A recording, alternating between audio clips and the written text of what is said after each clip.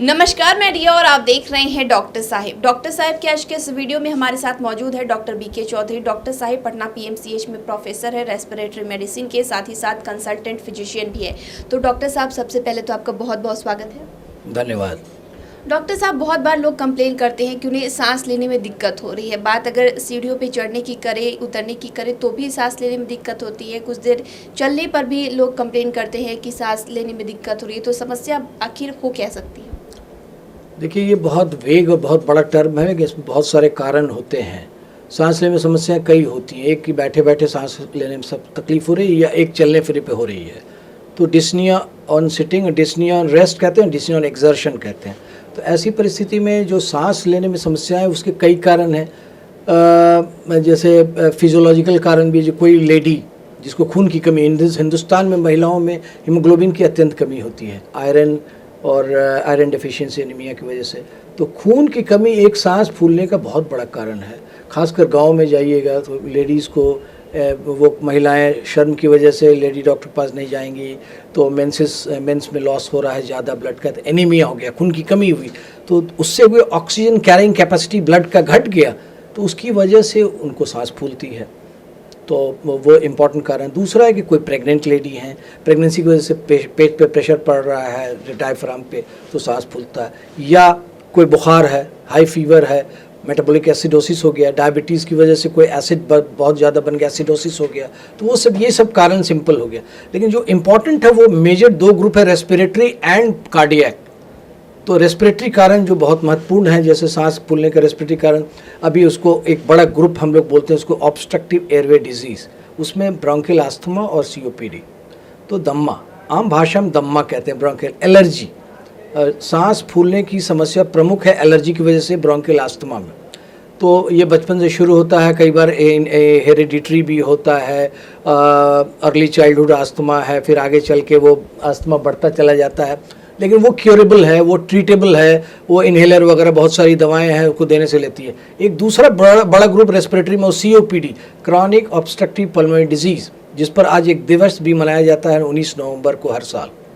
क्योंकि सीओपीडी एक वर्ल्ड में आज के डेट में डेथ का तीसरा प्रमुख कारण हो गया है। सबसे पहला कारण ज़्यादा इस्केमिक हार्ट अटैक से मरते हैं लोग, दूसरा कैंसर, तीसरा सीओपीडी हो गया।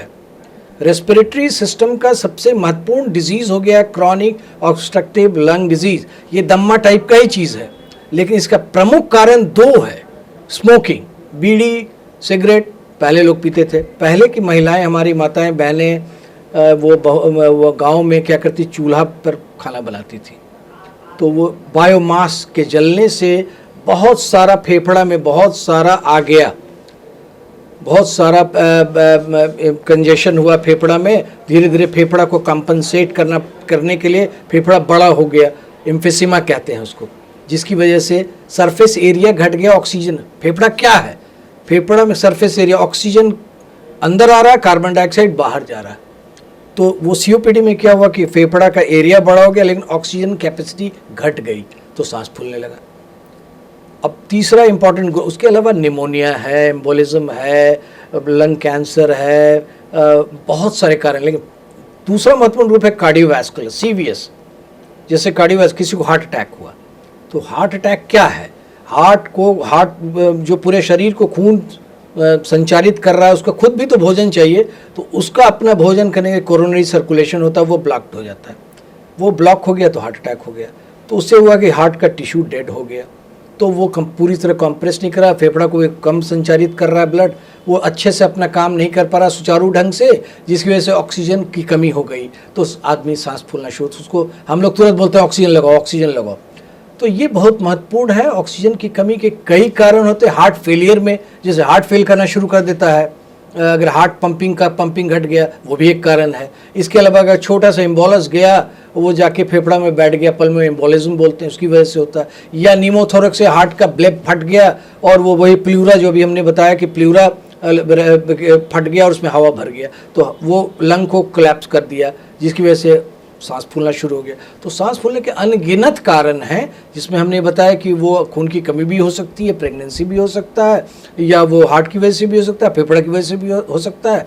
वो कारण को निकालना है, उसका इलाज करना है। तो अब सर एक सवाल ये उठता है कि आखिर इन सब से बचाव कैसे किया जाए? देखिए, N ounce of prevention is better than A pound of cure. तो प्रिवेंशन, तो अगर कोई भी लक्षण शुरू एक दिन में नहीं होता ना, बहुत कम बीमारियां हैं जो अचानक होती हैं, जैसे पल्मोनी एम्बोलिज्म हुआ, या हार्ट अटैक हुआ, या कार्डियक टैम्पोनार्ड हुआ, ये सब बीमारियां रेयर होती हैं ये। लेकिन जो बीमारी में नेचर, हमने बताया ना, खतरे की घंटी बजाती है। हर बीमारी के पहले नेचर सिग्नल दे रही है आप कितना इंटेलिजेंट हैं, पेशेंट कितना इंटेलिजेंट है, डॉक्टर कितना इंटेलिजेंट है, ये मैटर करता है। ये बहुत इम्पॉर्टेंट मैटर करता है कि आप कैसे सिम्टम को पकड़ लिए और सिम्टम आप उसको अपने डॉक्टर के पास गए बताए। बहुत इग्नोरेंस है, एजुकेशन की कमी है, शिक्षित नहीं है लोग। अच्छा, सांस फुलित होते हैं कमजोरी से, बहुत लोग ये देहात की बात करते हैं। तो उसको तुरंत अपने अच्छे चिकित्सक से मिलकर जांच पड़ताल करानी चाहिए आगे, ताकि वो बीमारी पकड़ा जा सके और उसका इलाज सुचारू ढंग से किया जा सके। तो वो सबसे इम्पॉर्टेंट मेरा मैसेज ये है कि they should be properly educated, और वो एजुकेशन के साथ साथ इतना समझदार हों कि अपने डॉक्टरों से मिलें और उसका इलाज करा सकें। तो शुक्रिया डॉक्टर साहब, जो आपने जानकारी दी है सांस फूलने के बारे में, उसके लिए बहुत बहुत शुक्रिया। शुक्रिया। तो आप डॉक्टर बीके चौधरी को सुन रहे थे, जिन्होंने पूरी जानकारी हमारे साथ साझा की है कि अगर सांस में लेने में दिक्कत हो रही है तो क्या क्या समस्याएं हो सकती है। इस विषय में आप क्या सोचते हैं, हमें कमेंट कर जरूर बताएं। चैनल को सब्सक्राइब कर ले, फेसबुक पेज को लाइक कर ले, साथ ही डॉक्टर साहब से आपकी क्या सवाल है, हमें कमेंट करिए, मेल के माध्यम से भेज सकते हैं। वीडियो देखने के लिए आपका शुक्रिया।